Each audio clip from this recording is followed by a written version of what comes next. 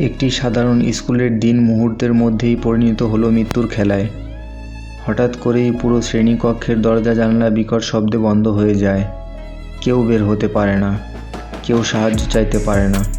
ঠিক তখনই উপস্থিতি হয় এক রহস্যময় বিড়ালের। তার চোখে জ্বলছিল অদ্ভুত লাল আভা, আর তার কণ্ঠে ছিল ভয়ঙ্কর ঘোষণা। খেলাটি শেষ করতে না পারলে শ্রেণীকক্ষে কেউ বাঁচতে পারবে না।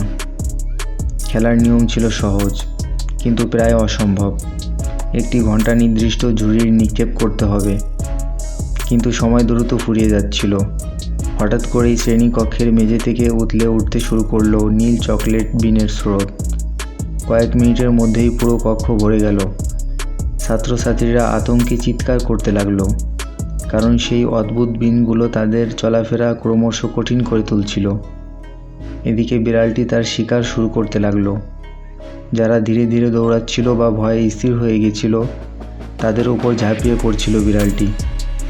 একে একে সহপাঠীরা অদৃশ্য হয়ে যেতে লাগলো, আর বেঁচে থাকা সবাই বুঝতে পারল সময় তাদের সবচেয়ে বড় শত্রু। ঠিক তখনই নায়ক তার রহস্যময় স্পিরিট মেশিন ব্যবহার করে। অদ্ভুত শক্তির সাহায্যে সে বাতাসের গতিতে এগিয়ে যায় এবং শেষ মুহূর্তে সুইচটির কাছে পৌঁছে যায়, কিন্তু সেটি কেবল সাময়িকভাবে পরিস্থিতি নিয়ন্ত্রণে আনে। নায়কের প্রেমিকা দ্রুত খেলাটি লুকানো নিয়ম বুঝে ফেলে।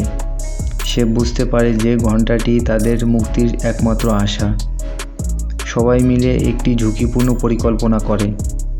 নিজেদের কিছু পোশাক ছুঁড়ে দিয়ে বিড়ালটির মনোযোগ অন্যদিকে সরিয়ে দেওয়া হবে। পরিকল্পনাটি কাজ করে। বিড়ালটি বিভ্রান্ত হয়ে পড়তেই কয়েকজন সহপাঠী ছাত্র ঘণ্টাটি নিয়ে ঝুড়ির দিকে দৌড় দেয়, কিন্তু ঠিক শেষ মুহূর্তে বিড়ালটি তাদের দিকে ঝাঁপিয়ে পড়ে। শ্বাসরুদ্ধকর সেই মুহূর্তে নায়ক সর্বশক্তি দিয়ে ঘণ্টাটি ছুঁড়ে মারে।